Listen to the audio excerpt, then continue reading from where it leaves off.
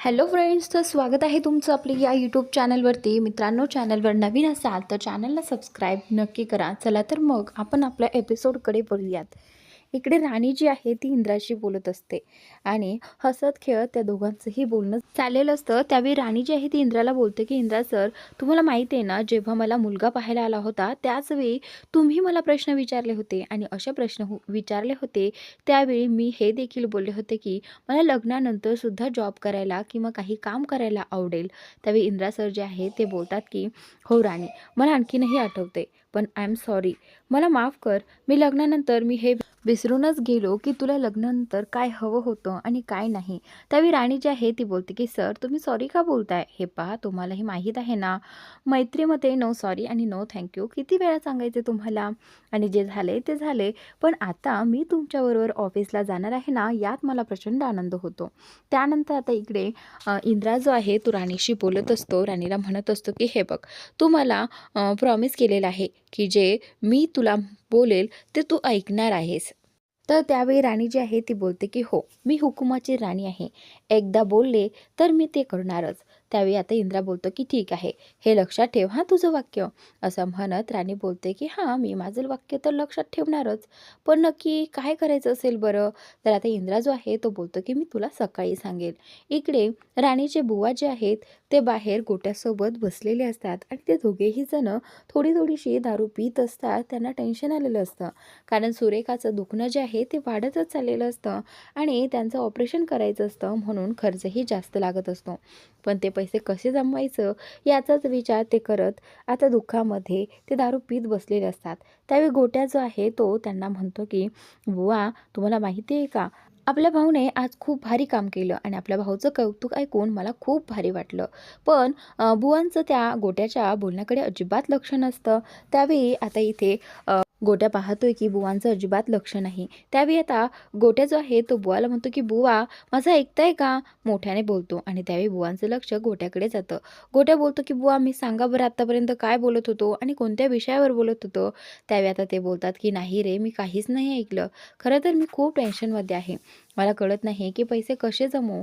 सुरकीचं दुखणं खूप वाढलंय रे, पण ऑपरेशन करावंच लागेल. त्यावेळी गोट्या बोलतो की तुम्ही काय एवढी काळजी करताय, आपला भाऊ आहे ना. एकदा की तिने इंद्रा सरांना आबांना सांगितलं की सगळं काही होऊन जाईल. त्यावेळी बुवा जे आहेत ते गोट्याला थांबवतात. म्हणतात की हे बघ, तुला शपथ आहे तुझ्या राणीची, त्यामुळे तू हे राणीला सांगणार नाहीयेस. हे सगळं सांगून मला तिला आणखी त्रास द्यायचा नाहीये आणि ते मला लाख मदत करतील, पण मलाच त्यांना सांगायचं नाहीये. ते किती वेळा मदत करतात आणि आपण सारखी मदत मागायची? नाही, मला असं जमणार नाही. काहीही झालं तरी तू हे राणीला सांगणार नाही. इकडे राणी आणि इंद्रा दोघेही जण सकाळी उठतात आणि त्यावेळी इंद्रा राणीला सांगत असतो की राणी, हे बघ, तू मी जे सांगेल तेच करणार आहेस आणि रात्रीच तुम्हाला शब्द दिला होता आणि तू तुझा शब्द मागे घेणार नाहीस. तर त्यावेळी राणी जी आहे ती बोलते की हां बोला ना, काय करायचं आहे? तर इंद्रा तिला सांगतो की तू एकदम ऑफिशियली फॉर्मल PA बनून माझ्या समोर यायचं आणि तेही सगळ्यांसमोर यायचं, माझ्या एकट्याच्या समोर नाही. आणि तू ऑफिसलाही तसंच यायचं. तर राणी बोलते की काय, म्हणजे नक्की कसं? तर राणीला आता इथे प्रचंड टेन्शन आलेलं असतं आणि राणी जी आहे ती इंद्राला म्हणत असते की नाही सर, हे मला नाही जमणार आणि बाकीचे सगळे काय म्हणतील ते मला सगळं नाही जमणार, मालती मॅडम काय विचार करतील. तर आता ती त्यामुळेच नाही म्हणत असते. पण इंद्रा जो आहे तो तिच्या मागे लागलेला असतो. राणी त्या रूममधून पळून जाण्याचा प्रयत्न करत असते, पण इंद्रा मात्र तिला जाऊच देत नसतो. इंद्रा बोलत असतो की हे बघ राणी, तू मला रात्री शब्द दिला होता, मी जे बोलेल ते तू करणार आणि तू असा शब्द मागे घेतेस. हे बघ, तू हुकुमाची राणी आहे आणि तू शब्द दिलेला कधीही मोडत नाहीस. त्यावेळी आता राणी जी आहे ती बोलते की ठीक आहे सर, मी करते. असं म्हणत इंद्रा जो आहे तो खुश होतो आणि बोलतो की ठीक आहे, तू आवरून घे. त्यानंतर आता राणी जी आहे ती स्वतः आवरण्यासाठी रूममध्ये जाते आणि इंद्रा बाहेर जातो. इकडे इंद्रा जो आहे तो स्वतः रेडी होऊन खाली आलेला आहे आणि इंद्रा सगळ्यांना सांगतो आहे. इंद्रा सगळ्यांना आवाज देत आहे की मला तुम्हाला एक गोष्ट दाखवायची आहे. त्यावेळी सगळेच जण आतुरतेने वाट पाहत असतात की नक्की इंद्राला असं काय सांगायचं आहे. त्यावेळी आता इथे ही जी उर्मिला आहे ती बोलते की भाऊजी नक्की मुद्दा काय आहे. त्यावेळी इंद्रा बोलतो की तुम्हाला मला असं काहीतरी गोष्ट दाखवायची आहे, राणीबद्दल आहे. तुम्हाला समोर आल्यानंतर लगेचच कळेल. पण एक गोष्ट मी तुम्हा सगळ्यांना सांगू इच्छितो. राणी समोर येताच तिला ऑकवर्ड होईल असं काहीही बोलू नका प्लीज. अगोदर ती माझं ऐकत नव्हती, पण मीच तिला बळजबरी केलेली आहे आणि मलाही तेच हवं आहे. त्यामुळे मी सगळ्यांसमोर विनंती करतो की प्लीज तिच्याबद्दल असं वाईट साईड कुणीही काहीही बोलू नका. त्यानंतर आता हे जे ऐकून मालती जी आहे ती बोलते की इंद्रा, काय बोलतोयस तू?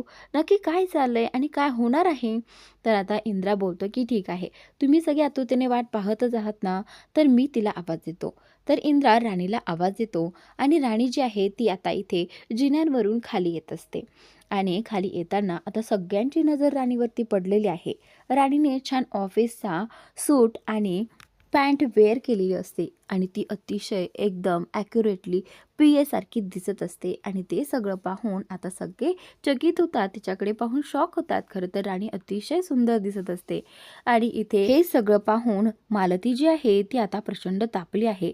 मालती बोलते की इंद्रा, हे काय आहे आणि याची गरज काय आहे? मला सांग, तिला ऑफिसला जायचं होतं तर ती तशीही जाऊ शकली असती. हे ड्रेस वगैरे या सगळ्याची काय गरज होती? त्यावेळी आबा जे आहेत ते मध्येच बोलतात, हे बघ मालती, तिथे सगळ्यांचा ड्रेस कोड आहे आणि राणीचाही ड्रेस कोड असणारच ना, कारण ती आता इंद्राची PM म्हणून जाणार आहे आणि ती तशी जाऊ शकत नाही. तर आता मालती बोलते की हे बघ इंद्रा, मी राणीला ऑफिसला पाठवायला होकार दिला होता, पण या ड्रेसमध्ये जाण्याला होकार देणार नाही आणि यासाठी माझ्याकडून कधीही परवानगी मिळणार नाही. तर आबा जे आहे ते बोलतात की मालती, तू कशाला परवानगी देतेस ग? तू नेहमीच राणीच्या विरोधात असते. तिने कधी काही चांगलं केलं, कधी तिचं कौतुक नसतं आणि नेहमी तिचा अपमान कसा होईल ह्या हेतूनेच तू तिला बोलत असते. पण ती राणी बिचारी एक शब्दाने देखील उलट बोलत नाही. त्यावेळी आता इंद्रा जो आहे तो बोलतोय की हे बघ आई, मला राणी ह्याच ड्रेसमध्ये तिथे हवी आहे, कारण पूर्ण फॅक्टरीमध्ये सगळेजण ड्रेस कोड घालतात आणि मी विक्रांतला सुद्धा ऑफिसमध्ये भाऊ मानत नाही, तो सुद्धा ड्रेसमध्येच असतो आणि मी राणीला सुद्धा तोच नियम लागू करणार. मी घरच्यांसाठी वेगळे आणि बाहेरच्यांसाठी वेगळे असे नियम सुरू करणार नाही आणि माझा नियम तो पक्का आहे. तर आबा जे आहेत ते राणीचं कौतुक करतात. आबा राणीला म्हणतात की हे बघ राणी, आता तू इंद्राबरोबर खांद्याला खांदा लावून काम करणार आहेस, त्यामुळे तुम्ही असं मन लावून काम करा. कामात एकदम दोघांना झोकून द्या.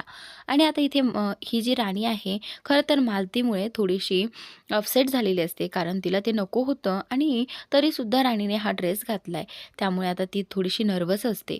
तरीसुद्धा राणी बोलते की आबा, मी तुमच्या म्हणण्यानुसार आपल्या महाडिक घराचं नाव मोठं होईल याच प्रकारे काम करेल आणि खूप मन लावून काम करेल. त्यासाठी आम्हाला तुमचा आशीर्वाद हवा आहे. असं म्हणत इंद्रा आणि राणी दोघेही जण खाली वागतात आणि आबांचा आशीर्वाद घेतात.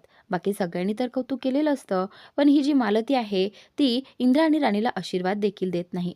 जेव्हा ते खाली वागतात तेव्हाच मालती तिथून निघून जाते. त्यानंतर आता इंद्रा आईकडे लक्ष देत नाही. इंद्रा लगेचच राणीला घेऊन बाहेर निघून येतो आणि ते दोघेही जण ऑफिसला जायला निघतात. इकडे बाहेर येताच इंद्रा जो आहे तो राणीला थांबवतो आणि राणीला बोलतो की राणी, मला तुला अजून काहीतरी द्यायचं आहे. त्यावेळी राणी बोलते की हे पहा सर, या सगळ्यामध्येच मला खूप अनकम्फर्टेबल वाटते आणि आणखीन तुम्ही काय देणार? प्लीज नको नको, एवढंच पुरेच आहे. त्यावेळी इंद्रा बोलतो की नाही राणी, एक गोष्ट दिली ना तर एकदम लुक परफेक्ट वाटेल. त्यामुळे आता इंद्रा जो आहे त्याने घड्याळ आणलेलं असतं राणीसाठी आणि त्या लुकवर ते घड्याळ एकदम परफेक्ट दिसत असतं. इंद्रा जो आहे तो घड्याळाचा बॉक्स काढतो आणि राणीला दाखवतो. खरं तर राणीला ते घड्याळ खूप आवडतं, पण त्याला पाहताच तिला कळते की हे घड्याळ खूप महागड आहे. राणीला अगोदर प्रश्न पडला, जर कोणी विचारलं तर हे घड्याळ कोणी दिलं, मग काय सांगायचं? त्यापेक्षा नको सर, मला हे एवढं महागडं घड्याळ नको, मला हे झेपणार नाही, राणी लगेचच म्हणते. पण इंद्रा जो आहे तो मानायला तयार होत नाही. इंद्रा बोलतो की हे बघ, तुला कुणीही विचारलं ना तर तू सांग, हे घड्याळ मी माझ्या, तर एवढं बोलूनच तो शांत बसतो. खरं तर त्याला हे म्हणायचं असतं की मी माझ्या वाईफला दिले, पण असं त्याला म्हणताच येत नाही. राणी तेच ऐकण्यासाठी उत्सुक असते, पण आता इंद्रा इथे स्टॉप होतो. त्यानंतर आता इकडे राणी बोलते की काय सर, काय सांगणार? तर आता इंद्रा दुसरंच काहीतरी सांगून बोलतो की आता वेळ खूप झालाय, तू लवकर घड्याळ घाल आणि आपल्याला निघायला हवं. असं म्हणत दोघेही जण गाडीमध्ये बसतात. इकडे ही उर्मिला विक्रांतवरती भडकलेली आहे. बघ ना, ती राणी कशी सूट बूट घालून ऑफिसला गेली. खरं तर त्या ठिकाणी मी पाहिजे होती. तर त्यावेळी विक्रांत बोलतो की हे बघ, ती जरी तिथे गेली ना, पण त्याचा काही उपयोग होणार नाही. ती तिथे पोहोचूच शकणार नाही. विक्रांतचं बोलणं ऐकून उर्मिला खुश होते. इकडे इंद्रा आणि राणी दोघेही जण ऑफिसमध्ये पोहोचलेले आहेत आणि राणीने छान गाडीमध्ये बसून एंट्री केलेली आहे आणि इंद्राने तिचा हात धरत तिला गाडीमधून खाली उतरवलं आहे आणि सगळ्यांच्या नजरा त्यांच्यावर आहेत. तर मित्रांनो, आजचा भाग कसा वाटला ते कमेंट करून नक्की सांगा. कमेंट करायला विसरू नका आणि व्हिडिओ आवडला तर लाईक नक्की करा.